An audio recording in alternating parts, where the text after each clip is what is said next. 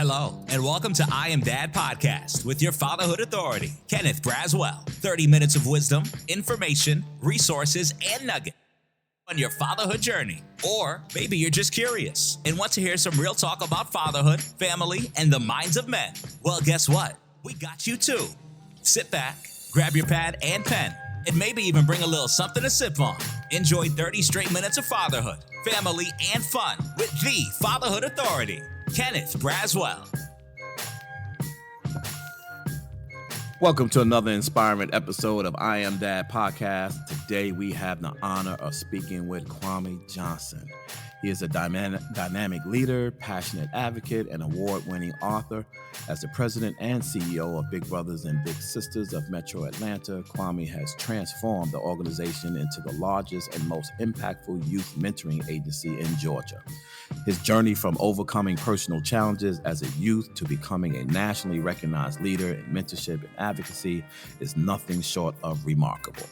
Kwame's personal story, including his groundbreaking decision to take the SATs while incarcerated, fueled his mission to empower young people and create opportunities for others to break through barriers.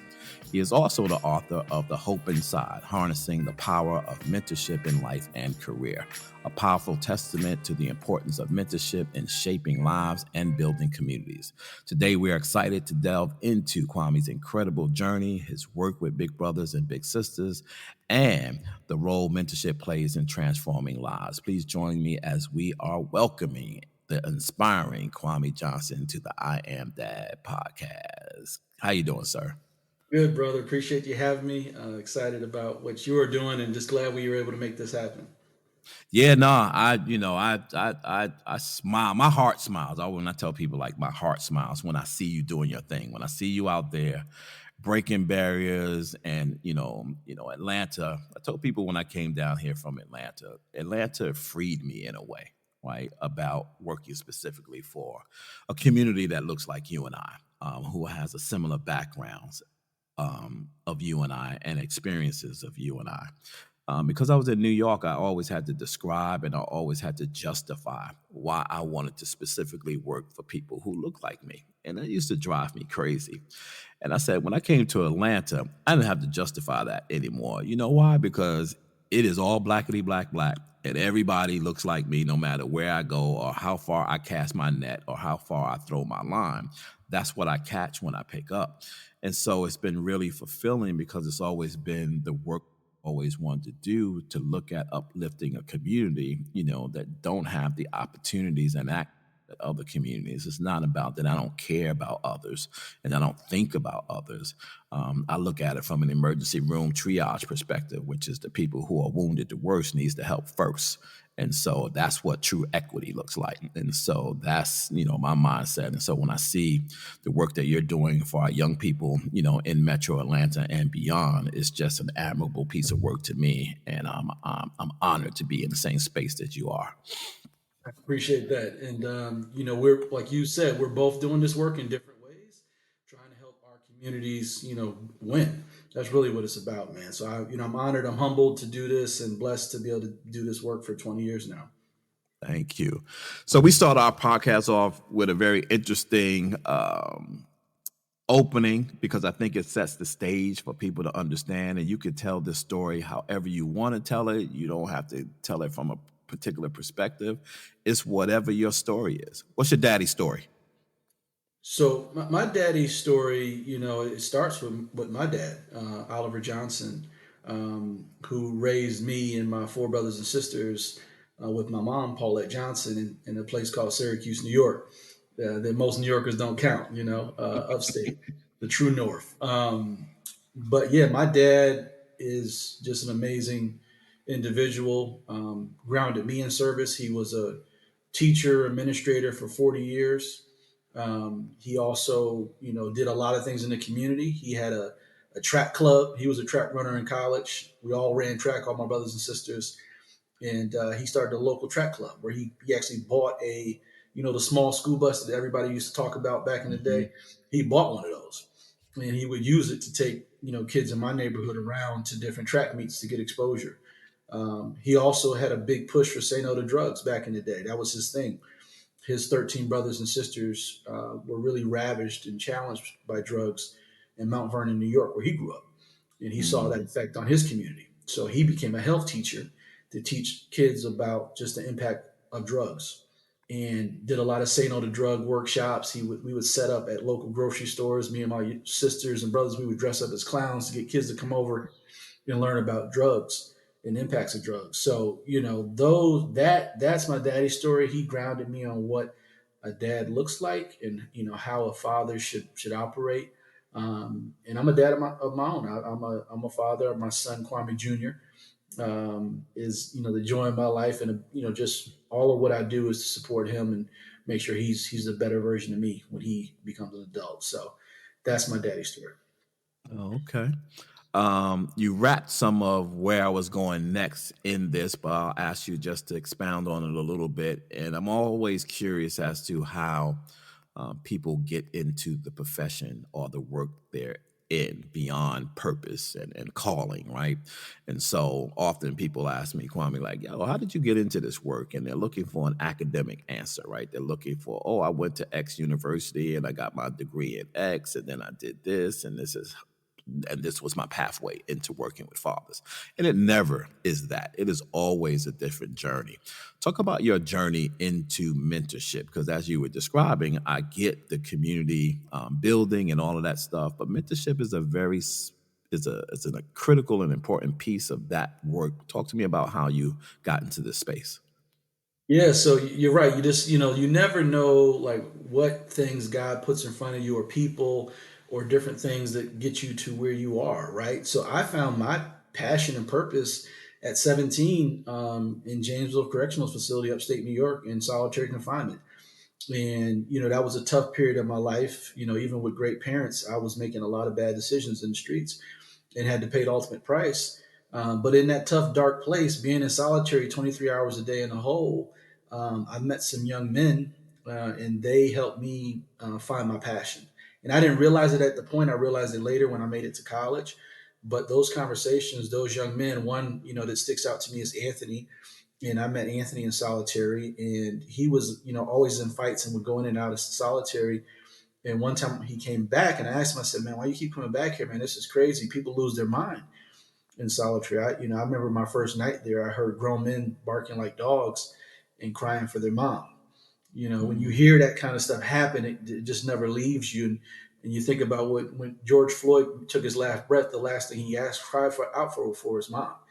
So these were mhm, men in deep distress. And Anthony said, something that stuck with me. He said, Kwame, your father comes to see you every week. I said, yeah, he does. He said, my father's in the next unit, and I met him here for the first time. wow. And they would literally walk past each other going to chow and not even speak. So that was Anthony's daddy's story. And through the Anthony's that I met there, who believed in me when they didn't believe in themselves, I felt a sense of obligation when I did make it out and go to college and do all the things I've been able to accomplish, to never forget them. Because that's what they asked me. They said, Kwame, never forget us and go as far as you can go. And that is what I've been over the past 20 years trying to make good on that promise, and tell their stories, because you'll never hear their stories. And the reality is, I'm no different than Anthony. You are no different than Anthony. They just didn't have the right people and mentorship and fathers in their life to help them get to where we've been able to make it to. Yeah, I'm surrounded by a lot of brothers who have that similar background, including my board president. And we talk a lot about, working with, dads with incarcerated backgrounds and children of incarcerated parents and what that work looks like. But he often shares with me similar stories of his experiences while he was incarcerated and what those experiences were. And I often used to ask him, like, I need to kind of understand what was the thing that allowed you to build the level of resiliency that you needed to come out of that situation into a better situation? What was it for you?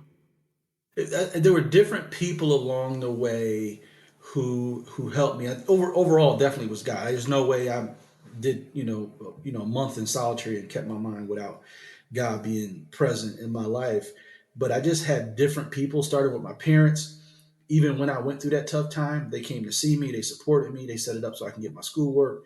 that they kept a light, a little bit of light at the end of the tunnel, so I could push through. And I think what I call that is hope. And there are a lot of people who kept hope in me along the way. That's why I titled my book "The Hope Inside," because when you have hope, you can push through challenges, even if you're in the midst of just some really dark days. And that little bit of hope through different people, my coach, who kept recruiting for me, and talking to schools to say, give Kwame a scholarship, if he can make it out of this. My parents, the counselor in the jail who would check on me every week. There are different people that I think helped me get to where I am along the way. There's always different people God puts in your life to get you along the way. And then also mentors. That is what has been a big, because really mentors can demonstrate for you what hope looks like, but also give you a tangible example of what success looks like.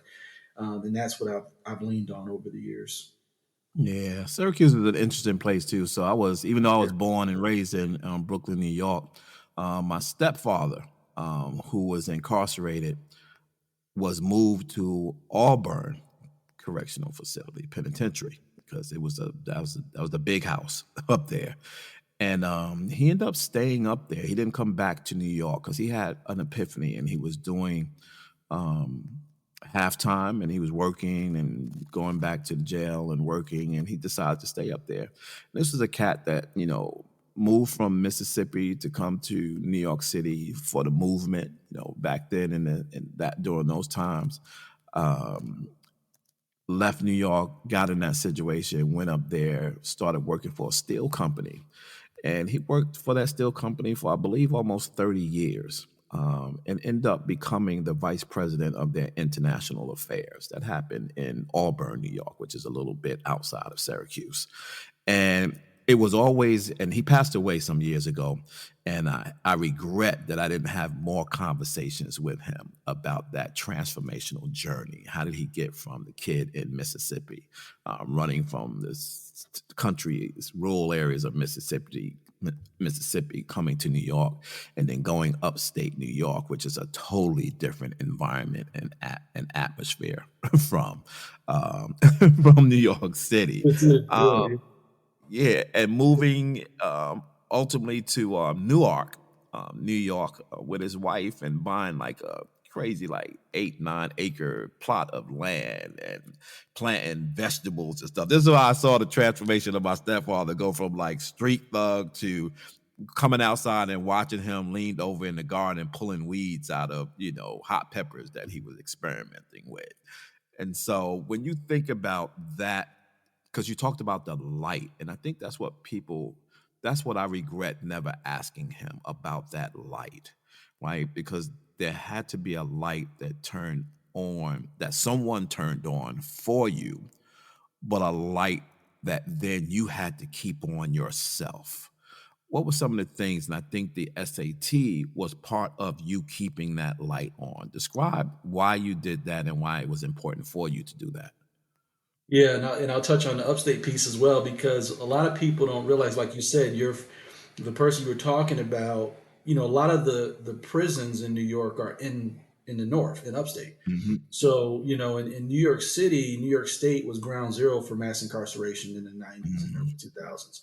So, all of those men who went to prison, a lot of them stayed in places like Auburn or Buffalo or Syracuse.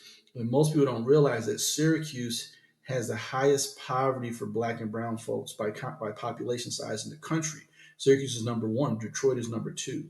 So, a lot of challenges get overlooked that are happening in the North just based on all those prisons and people leaving and staying in those communities. And in some ways, when they take advantage of good things, that's great. But when they don't, they bring their challenges to those places like Syracuse and those gangs and that kind of thing. And, to answer your question about the SAT, actually, the SAT is another example of people coming along the way to help me. Because the reason I was able to take my SAT was really about a gang leader named Shank, who was an enemy of mine when I first went to prison, who became a friend. And just by his name says a lot. That was his name, Shank. I don't know his real name, but to summarize a long story, it's not easy to take your SATs in jail, right? Right. Actually, I was the first youth to ever do that, And my coach was recruiting for me, and Hampton University said, "Hey, we'll give you a shot if you can stay out of trouble, get out of jail, and take your SATs." So where I was at in Janesville Correctional Facility, there was an option called a furlough, where you could go home within 2 months of your release if you had good behavior. You can go home for 24 hours. And all the guys I knew, they went home, they went to parties, got drunk, got high, came back, and slept off the rest of their sentence. I asked to use that furlough to go take my SATs. And I said, I don't need 24 hours. I just need 8 hours. And you wouldn't believe they denied it. They said I was a threat to society. And that was actually going to be the title of my book. But my publisher was like, yeah, it's a little tough, Corey. Let's go with the hope inside. But they, denied me that option. And that's what a lot of people don't know about the criminal justice system and how hard it is to get out of it once you're in it. Even though I had my parents, my coach, everyone was supporting for me, the jail said no. And, I said, I'm doing my schoolwork. I got all these things, and you're going to deny me this. So I went back to my cell. I'm disappointed, and I was reading the college board book who administers SAT. They administer SAT, and there's a section in there for students with disabilities. And if you have a disability, they'll actually bring the test to you. So I wrote a letter to them. I said, not a lot of details. I said I can't make it there, and they actually approved it. So the day of my test comes, and this is where Shank comes into the story. I'm getting ready. I'm prepared. I'm like, I got to take this test. I'm gonna get it done. Doing all this studying. I got books all in my. I'm like the nerd of the jail, right? But they happened to do a shakedown this day, and I had never been through a shakedown. I thought this was pretty interesting. They're doing a shakedown the day I have to take my test. So they come into all the rooms, and they come out of my cell with a cigarette, which is contraband. And if you get caught with contraband, you go to the hole for 10 days. Mhm. And this was not my cigarette. They planted it, but they knew if I had went to the hole, I wouldn't be able to take my SATs. So Shank, gang member, blood, throwaway to society, came next door, took the blame for that cigarette, went to the hole for me, and I became the first kid ever in America to take the SATs behind bars because of Shank. Wow.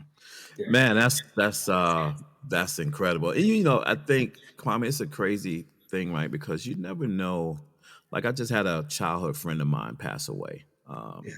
a week or so ago. Scientific, he became a 5%er, and I often think about him because he has always served in my younger life as somewhat of a guardian angel, right? I was telling my wife the story of the first time that I was around my friends smoking weed, and there was a circle, and I'm sitting there, and my mind is like, man, I've never smoked this before. I've never smoked this before. I don't know what this is like. And I'm like, my anxiety because it's getting closer to me. And Scientific was sitting on my left hand side.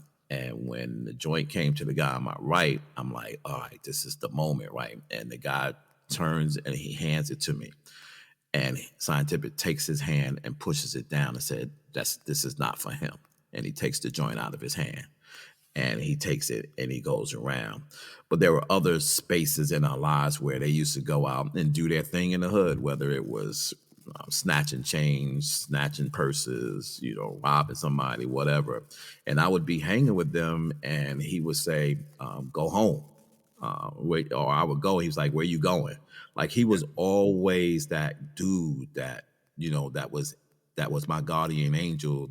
Like, he was put there to guard in order for me to take a path. And that's how Shank sounds to me, to you. Like, there was this person that was there to guard a path that was designed for you, even when you didn't know what that was. And so I just wanted to share that story with you because it resonates with me in that way. Yeah, and I can think of, a few other like scenarios like that, just like you mentioned, where someone steps in and you have no idea or no control of this. Because if I didn't take my SATs, that means I go home, I got to do another year in Syracuse, may have gotten in trouble again, who knows? And, by me taking my SATs, 2 months later, I was at Hampton University, out of Syracuse in a whole nother path. And that was because of Shank. And if that didn't happen, I don't know if I'd be having this conversation with you right now, right? But you're right; those guardian angels come along the way to help you through a situation that you would not even know how to figure out on your own. Mhm. So now you're serving as the leapfrog, all of that, right? We won't even talk about Hampton and all of that stuff that comes with going to an HBCU coming out of New York City and what Oh that yeah. was back in those days, Oh, right? And oh, probably oh yeah. getting in the car with the boys traveling to Atlanta, Oh to yeah. All of explore. that. That's a whole nother podcast. We'll come back another day and talk about that.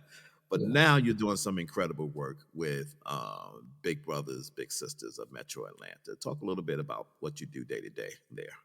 Yeah. So I consider myself two things. One is a defender of potential, and then two, I consider myself a social entrepreneur. And I'm working on solving poverty. That's my big dream. Like that's the biggest thing I'm aiming at, because I really think poverty is the biggest challenge we face as a people, as the biggest challenge we face as a city and as a country, because so many bad things come out of poverty. So if you solve poverty, you solve so many other issues. Now, I didn't say eliminate, I said solve, right? It shouldn't be where in Atlanta, if you're born in poverty, there's a 4% chance that you make it out. That's in Atlanta. Black excellence, home of the civil rights movement, home of big business, home of HBCUs. That is a true statistic that I've been working on, and that's in most major cities. And the way I'm working on that is actually through the work at Big Brothers and Big Sisters, because we know that if you graduate high school, and 98% of our kids who have mentors graduate high school, that is your fastest way out of poverty. If you look at all the data, the fastest way out of poverty is a high school diploma. Now, that is not the end all, right? You go to college, career, all these different opportunities young people have now. High school graduation is just the bottom level.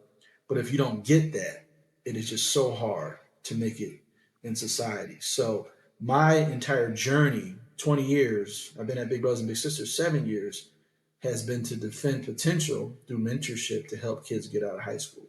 That is my sole focus. If you get out of high school, you got a shot. And that's what I've been working on. At Big Brothers and Big Sisters, we do that a number of ways. We serve about, this year, we'll get close to 3,000 young people served. And we mentor kids in the community where, men and women can step up and mentor a young person. And we have now new mentoring programs where I created a program where we have mentors in school buildings every day called Level Up, where I had paid mentors mentoring kids every day with the goal of that scaling. My goal is to scale mentorship in public education. Just think about what that would look like. Mm.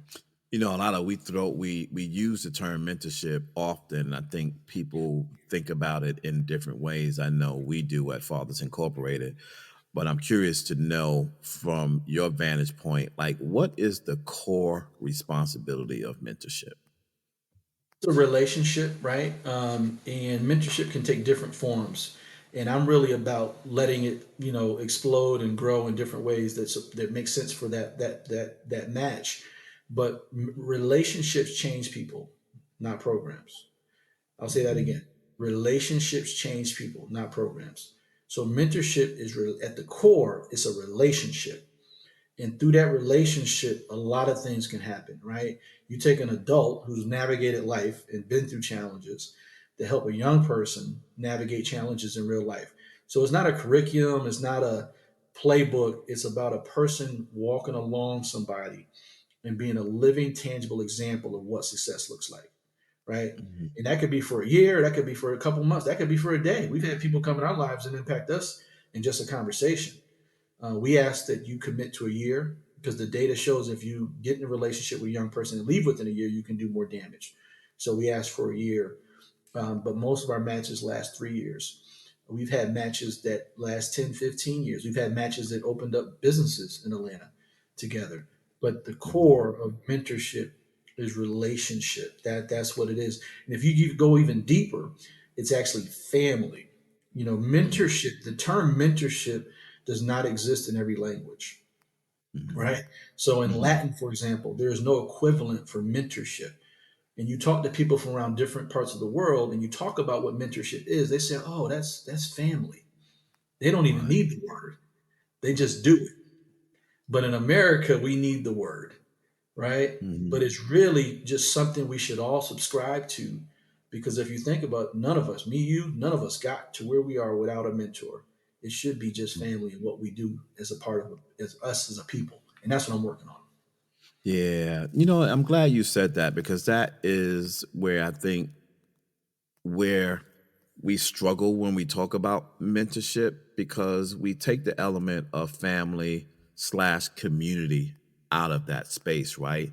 And so when we were growing up, um, there was really no concept of mentorship in our communities because mentorship was organic, right? Like, how many of us have grown up with people we call our cousins that have no blood relationship to us, or Right. uncles that have no blood relationship, or aunties that have no blood relationship, or, growing up in Brooklyn, I can tell you that throughout the times that there was probably 5 or 6 people who came through our household because they lived with us for whatever reason, because I don't know, I was a kid. But to Yeah. me, that was normal, right? Because everybody did it. There was no, this was something we got to do. It just happened that way. I think that, the other reason is, this parental, relationship that we have with our children, right? Regardless of what our romantic situation happens to be. It's one of the reasons why I always say, Fathers Incorporated is not a mentorship agency. We are a co-parenting relationship building agency because we believe that fathers are one of the primary mentors in the lives of our children. And the capacity of fathers should be built to lessen the need for a child to need a parental mentor, not a regular mentor, because we all need mentors. We need professional mentors, we need advice mentors, we need all kinds of people in our lives. But when it comes to the first responsibility, that lies with mom and dad, and then external family or internal family to that space. And I think that's what has created the notion in the US around the word mentorship, because we've had so much fracturing happening with both family and community. When you look at need now, why there is a need for mentorship in this country specifically, and then more specifically in Black communities, what tends to be that need? Yeah, I got, in Atlanta alone, I got, 300 boys who come in and ask for mentors who are waiting for mentors. I got about 150 girls. Nationwide, we had 10,000 kids on our waiting list in the Big Mhm. Brothers and Big Sisters Network. And every week, I'm hearing from a principal or a teacher or a leader in the community for the need of a partnership and more mentorship. The need for mentorship is more essential now than ever, right? Coming out of COVID and what young people were facing, something that I think no generation has ever faced, this post COVID world, this social media world that we live in, young people are under pressures in addition to the things that were already there, poverty and drugs and homelessness and mental, those things were already there. Now we got social media on top of it. So I say the need for mentorship is more critical now than ever. And that is why I came up with this new program called Level Up, which is, our first time in our network ever in Atlanta in our 100-year history as a national organization, putting paid mentors in school buildings. And what that looks Mhm. like is Trikila. She works at Russell Middle School on the West End. We were just talking about Morehouse, right over by Morehouse. And Trikila went to Russell when it was called Brown Middle. She was, teen mom, bumped her head a number of times, figured it out, went to college, and then went into the teaching profession. We met her over there, and she said, "Man, I actually rather do this. I'd rather mentor kids all day." So she's now a mentor, mentoring 50 young girls at Russell from sixth grade to seventh grade to eighth grade. And she went to that school and is from that community. So I have about 30 mentors like that now, all across 5 schools in Atlanta, with the goal of expanding that across all the schools in Atlanta. And I'm teaching 10 other cities right now on how to do it, like Chicago and Philly and LA, on how to do these type of programs. So for me, it's scaling mentorship because the need for it now is more essential than ever. And a way to do that is to with all the talks I do, I try to convince people to get back to this family thing we were talking about. Like, what if we all subscribe to the idea that we would mentor a young person in some way, whether it's Mhm. with us or with somebody else, or whether you go to your school or your local church, your local rec center. What if we all subscribe to the idea that we're going to mentor the next generation? What kind of city, what kind of country could we have? Yeah, when I hear you talk about the numbers of children in Atlanta that need mentors, I'm sure in your universe in that space, that's a humongous number. It's huge. Mhm. But when you're on the outside looking in like me, and I was hearing that number, I'm like, are you kidding me? We can't find 350 plus 150, 500 people in the city of Atlanta to serve as a mentor. That boggles my mind when I think about it in that way. And I'm sure it's not as simplistic as that, but that's what it looks like in my mind. What is the biggest challenge when you are out there speaking specifically to potential mentors and thinking about becoming a mentor? What tends to be their number one, no, I don't say excuse, but what's their number one reason for why they don't think that this is a good thing for them to be engaged in? Well, there's two things. One is this misconception of what mentorship is. And I think a lot of times, in Mm, particular with men, they think it's more like adoption, right? So it's getting over that, debunking that sort of thought process. And then the second thing is, and I'm talking about men in particular, one is that that's our focus, me and you, what we do, but women step up to mentor more than men. So mhm, that it's much easier. My focus is actually on men because I know I'm gonna get the women. And then mhm, also what happens with men is they feel like they're not enough or they're not good enough to be a mentor. And that's what surprised me at first. I talked to so many men, and they may not say this out loud, but quietly in conversation, they really just don't feel like they're good enough to do it, or they don't want to disappoint somebody. They're not where they want to be in life necessarily, so they feel like they won't be a good mentor. So those are the things I have to get over when I talk to people about signing up to be a mentor. And then it's this 20% thing. So if I talk to 100 people, only 20 are going to probably sign up to be a big and make it through the process. So it's like the Navy SEALs, right? Only 20% make it through, right? You've heard the 80-20, in a lot of different ways. But so every 100 people I talk to, I get 20 bigs. So just think about how many people I got to convince to get this going. mhm.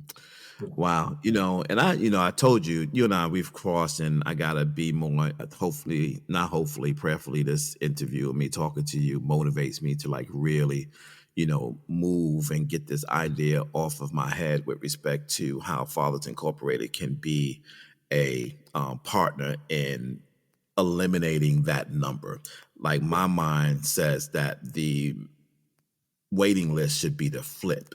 You should have a waiting list of 350 people wanting to be a mentor, right? Not the other way around. And so the question is, what does that look like and how can we engage in its work? And when I think about the work of Fathers Incorporated, I'm thinking about the large cohort of fathers that we're working with in Metro Atlanta that we have yet to activate. That's kind of what I've been saying to myself. Like we have a database of 10,000 fathers.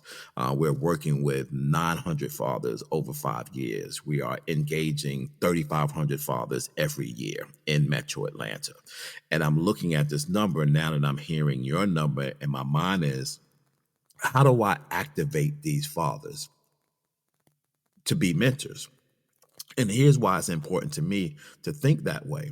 Because while they may be coming to our organization struggling with things like custody and parenting time and child support and drama and all of those other things, one of the best ways to show that you care for children and you want to be engaged in that way, if you don't have access to your own children, is mentor someone else's child, right? You're gonna do it anyway when you meet it in the club and you're trying to get whatever you're trying to get, and you're gonna take your kids and you're gonna do all these things. That the formality, right, of mentoring has to be framed differently, for these guys to get them to begin to start thinking that way. And I'm a noodle on that really, really hard, Kwame, to figure out what we create in the Fathers Incorporated's ecosystem to be able to do some awareness and conversational things with men to be able to be that kind of pipeline to be, because I know that's an extra piece of work for you. That if there was a partnering agency that could focus solely on the pipeline, right? Just moving the pipeline through, it takes away my need to be a mentorship agency. It takes away my need to have to train mentors, and it takes away my need to have to administer mentors. All I got to do is prime them up and get them through the pipeline. And I know I'm probably oversimplifying this, but it may be simply that if we just engage in it. And I got to think about that a little more. and I know you have way more needs than mentors, although that's important. Think of a day where that number is zero and you don't have any mentees looking for bigs. Like, what does your life look like then? What's the work at that point? I'm gonna go open a tiki bar in Hawaii, man. I'm gonna chill. I've been doing this 20 years, man. I'm a lifer. I'm in it until we solve poverty. But that would be amazing. And what you were just saying about your network and the men you already connected to, that is what helps us, right? Because I mentioned that there's a misunderstanding of what mentorship is. I mentioned that some men feel like they're not good enough to do it. The third thing is, it's just they don't even know about it. So they don't even know what Big Brothers Big Sisters is. They don't even know who I am. They don't. It's just they don't not even aware. So where I like to start is just making people aware. Like, oh man, okay, I didn't even know that was an option. I didn't know I could be a mentor. I didn't know I could do this in my community. I could pick the age of the young person. I could pick the preference, and that Big Brothers Big Sisters has a whole coaching program where they give me a coach and help me through the life of the match and support me and give me ideas. Like a lot of people just don't even know. So once Mhm. they know, then it may be okay. I might do that next month, or I might do that next year, or let me tell three other people about what I learned, and let me sign up at some point. So, us partnering, I think, just getting awareness out would be a win for me because a lot of men, I guarantee you, a lot of men you support, they don't even know about it, or they may have heard it, or they might think it's Boys and Girls Club. They may think it's some other group. They don't realize that it's not that hard to be a mentor in Atlanta, and there's ways to get plugged in that make sense for them. From the mentee side, Yeah. in terms of what's going on with them and what a mentor should expect in terms of need for mentees, because I think you're right. I think the other thing that dads and men, the other obstacle that they put between becoming a mentor, right, is time. I ain't got time for that. Like, I don't have time to be with them every day. Like, I got a job, I got my own kids, I got blah blah blah, and dispelling that whole myth that we're not asking you to take on another job. It has the importance of another job, but it may not have the same timing as the job. But for the mentee, like, what typically is their need for big? Is it more emotional? Is it practical? Like, what should a mentor expect when he or she encounters a mentor? Yeah. So we have a new campaign called "It Takes Little to Be Big." And it really Mm. dispels that myth about this being a lot of time, right? We're talking about 10 hours a month. Right? That's what we're asking for. So it takes little to be big. Many men still go to the barbershop. I cut my own hair now, as you can see. But just imagine you took a young man with you to the barbershop. You had a conversation on the way there. I'm sure the barber would give you a break and have a conversation on the way home. Or take him with you to the grocery store. I had one little tell me, a mentee say, I asked him, I said, what's the funnest thing you do with your mentor? He said, we wash the car on Saturdays together. And some people think, well, that's like child labor, but for that young person, no one in their family ever owned a car. No one in their family ever owned a house. So that was a great time for them just to have a conversation. So it takes little to be big. And mentees are just looking for a guide, someone to answer questions, to walk alongside them. This is not rocket science. And another thing I'll say about mentorship, which most people don't realize, is that the mentee benefits, but also the mentor, right? There's actually hard data that shows when you mentor someone, you're healthier, you're better in your career, you're better in your relationships. There's like hard data that shows you get actually something out of this too. And every big I talk to, hands down, they tell me the same thing. They say, I get more out of this than I put in. So like that should be like selling water, right, to someone. Yeah. You mentoring someone and you becoming a better person and you getting more. I was talking to a former mayor a couple weeks ago, and he got on stage and he said the most meaningful thing that he's done outside of having kids is being a mentor to Big Brothers and Big Sisters. Wow. Yeah. Yeah. Yeah. Yeah. We're gonna figure this thing out, bro. Somehow we're gonna figure this thing out. Talk to me about the book, because I'm always intrigued by people who take the time to actually write a whole book. Like, it's one thing to talk about writing a book, but it's a whole nother thing to actually write it. What went into you having the desire to write a book? And Yeah. the So book is called, by the way, The Hope Inside: yeah. Harnessing the Power of Mentorship in Life and Career. Yeah, yeah, Yep. yeah. Hope inside. and I tried to copy Obama on his book cover picture with mine. It's not as good, but I got close to it. But so so it took me 10 years to do it, right? Because like many people, I just talked about it, never did it, and actually got some help to do it from 13th and Jones Publishing. So that really helped me get over the hump. Because sometimes we don't ask for help; we try to do everything on our own, right? And I'm glad to hear Mhm. you write. It sounds like you're writing 2 books or working on a few books. So the title I actually took from a Oprah Winfrey quote. She has a quote where she talks about that mentors bring the hope outside of that is in us outside of us. So went with the hope inside, and the subtitle harnessing the power of mentorship in career and life. Because for me, it's not just about personal; it's also career because mentorship plays a role there as well. And what I tell people, because in particular men, because men don't write books, women write books a lot of times. A Mhm. book is the best business card you'll ever have, hands down. Mm. A book is validation, in particular for brothers like you and me. And the third is legacy.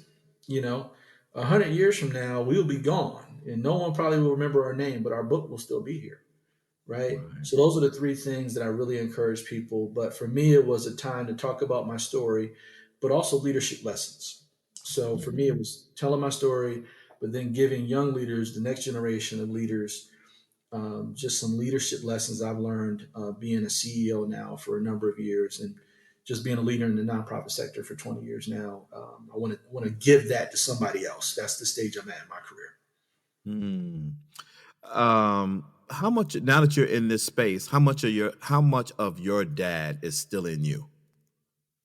A whole lot, right? And I realize that the older I get, I realize even more so how he is. When you're younger, you don't even really see it, but as you get older, you're like, man, that's something my dad would do. This is how he would do it. We're in 2 different worlds, by far, but the core of who I am comes from him. He could have been this version of me if he wanted to or got exposure to this. He chose to be a teacher, but the Mhm. core is there, and it guides me on who I am. And I'm doing a better job now as I'm older to spending more time in communicating. We get busy and don't talk to our parents as much as we should. And I saw this thing on Instagram where someone said if you get a call and says mom or dad on your phone, you should be blessed. You still get that opportunity to get that because not Mm. everybody does. Yeah, yeah, yeah. Yeah, Wow, I didn't think about that because I fail at doing that a lot with my own mom. That I yeah, need to spend more time with talking to on the yeah. phone, particularly now that she's entering, early stages of Alzheimer's, and so where she's forgetting a lot, where you have to have patience. But that's what this mentoring and that's what parenting is about, right? Parenting is about pouring into our young people so that they become adults who then care enough about us to take care of us when we need them, right? And so we don't talk about that a lot. Your dad as well, and your namesake, Kwame Jr. How are you navigating this world of mentorship and also having to be a dad at the same time? Yeah, it's not easy, man. You and I both run so hard with meetings and travel, and his mom is an amazing, partner of mine and supporting him. But a lot of our time is basketball, man, and sports. I saw you Mhm. at the gym. I know you were in the same boat, with your young man. So I'm leaning into things that he really wants to do, and just trying to be a part of that moment as much as I can and helping him enjoy his life because he's 11 now, so he got his mind up what he wants to do on the weekends and what he wants to do after school. And I'm like, hey, just Mhm. bring me along for the ride, man, so I could be a part of it. And I'm looking forward to as he gets older, how the relationship will evolve. And I'm looking forward to when he's in his 20s and I'm in my 50s and we can have some real conversations about Yeah, yeah, yeah. what he's dealing with and what life's about. You got to kind of phase that stuff in as they get older and can handle it. Yeah. What are you saying? I'm glad you brought that up because I'm thinking about like he's 11, mine's 15. This is a different breed of kid. This youth is a different breed of youth. How Yeah. has the generational aspect of our children today impacted the work you're doing? Yeah, so and I always think about did our parents say the same thing about us? Like we were, like you just each generation says they're everyone's different, but time. I think technology in particular has changed this generation. But I think it's about meeting young people where they are, and that sometimes is hard, right? And you can't help somebody if you're trying to get them somewhere they're not at yet. You got to meet them where they are. And for me, I think we are all seed planters. We plant seeds. Not all seeds grow, but we just keep planting those seeds, and you hope that one day one will grow and spark in a young person. So I think presence is the most important thing. Just time and being patient. I have mentors who come in and like, yeah, I want my mentee to be my best friend in the first day. Like, no, that's not how relationships work. It takes time, like it takes Mhm. time to get to know somebody. Like let things foster, meet people where they are and be patient. But and young people are smarter and they listen more than we think they do. So, and it's about, I think, showing people what to do and not just telling them. Because that's what young people they want to see an example. They don't want to hear a sermon. They want to see a sermon. And I think we got to be Absolutely. more, we got to act, operate more like that. Ultimately, what's going to be your stamp on Big Brothers Big Sisters of Metro Atlanta? My stamp is to really, expand mentorship throughout the city of Atlanta. And we are on the cusp of doing that, especially with this new program, Level Up. We are embarking on scaling mentorship in a way that has never been done before because the numbers are huge. You got 50 million kids in public education, 50 million, and more than Mhm. half live in poverty now. Which is like the Mhm. first time in our history we've gotten to this point. So for me, my mark is to scale mentorship in Atlanta and just make it a part of the fabric of what we do. I talk about Southern hospitality a lot because when you're from the North and you come South like us, you hear about this thing called Southern hospitality. You hear a lot of things about the South, right? But Mhm. my experience has been amazing in Atlanta. It's a great city. But what's interesting about Southern hospitality is that it remains, even though many people are from other places. Like we're from New York, we come here, we subscribe to this thing called Southern hospitality. You're from the West Coast, wherever you come here and you adopt that. So my hope and my mark is that the same way Southern hospitality is a thing in Atlanta, that mentorship can become a thing in Atlanta. Mhm. That we don't even need the word anymore, and it's just family, and it's something that Mhm. we all subscribe to. So that's what I'm working on, and that's the mark I'm trying to leave. Yeah, no, I always tell people, when you use the term, you and I came here from the North. No, we came back from the North because we started here. Like You're right. most of the folks who live in New York and Syracuse, Buffalo, they all come from North Carolina, South Carolina, Georgia, Alabama, and Mississippi. That's where they come from. So we didn't Yeah. come here. We came back. And I Yep. believe that we came back because that Southern hospitality that you describe is in our DNA. It's Yeah. in it. Like when I came back, I knew what this was. Like I spent, growing up from I believe 7 or 8 years old all the way up to 14. When school ended at the end of the year, I was on a Greyhound or a Trailways bus to Rocky Mount, North Carolina, and I stayed the entire summer until the Saturday before I had to go back to school. And Yeah. so the South is part of my DNA. When I came here, I was like home. This wasn't a new experience that I had to get around, but I did have to set aside some of my northern, attributes. I had to move those things to the Yeah, side. start talking to people, being nice to people. Ah man, I used to tell people when I first came here, Kwame, we in my I have two offices, one in Dunwoody, the other one is down in Pittsburgh. And so I would tell people in the little plaza that our office is in, we before the pandemic, we had both a Chick-fil-A and a McDonald's in the thing. And I said, my New York attitude when I came in the morning is I had to get my breakfast from McDonald's, but I got my lunch from Chick-fil-A because in the morning I needed some attitude. I needed somebody to like, really like give me some New York attitude. And by Yeah. lunchtime, I'm okay with Chick-fil-A because they, hey, how you doing? I have top of the morning to you. And they're all like, in the morning for a New Yorker, that's too much. That's too much. You don't do that in New York. That nice, happy talking. How you doing? You just walk past people. Yeah, absolutely. And so tell people how they can get in touch with you, how they can find more about what Big Brothers, Big Sisters in Metro Atlanta is doing, and how they can become a mentor. Yeah, so we love to have you. Come to our website, Big Brothers Big Sisters, Metro Atlanta. If you're in some part of the country, type in Big Brothers Big Sisters. We are 200 offices across the country, and then you go to our website, you click on Be a Big, and that's the first step. You do an orientation where you do it virtually. You learn about the program, see if it's a good fit for you, ask questions, and then you go from there. But we support you along the way. We accept everybody. If you're 18 and older and you're responsible and want to help a young person, we'd love to have you. We got kids waiting for mentors. We match you based on where you live, match you based on your preference, and keep in touch. You can reach out to me. I'm on social media, Kwame Johnson Sr. My website is kwamejohnsonsenior.com, and my book is The Hope Inside, which is on Amazon and other sites. But yeah, love to connect and, just think about how we can together make Atlanta the best city, make Atlanta an example for the rest of the country. Absolutely. Brother, thank you so much. Appreciate you. I love everything about you. Love everything about what you're doing. We're going to figure this thing out together with others. Just keep grinding. I know the work is not easy, and I know it can be thankless, but you will be thanked ultimately for everything that you have poured into the young children that you are impacting. And to all of my I Am Dad podcast listeners, thank you for listening. Again, you know how I like to leave you. Always be kind to others as you're kind to yourself, or you might find yourself by yourself. Always shoot high for your goals, because even if you miss, you'll be amongst the stars. And as my good friend and mentor, Art Mitchell, always said to me, it's nice to be important, but you know what? It's much more important to be nice. Till next Sunday, peace out. Thank you so much for taking the time to spend with us. You've been listening to I Am Dad Podcast. We hope that you have been informed, encouraged you to think, or even inspired your heart for the love of dads. The conversation does not end here. Come back and join us next week.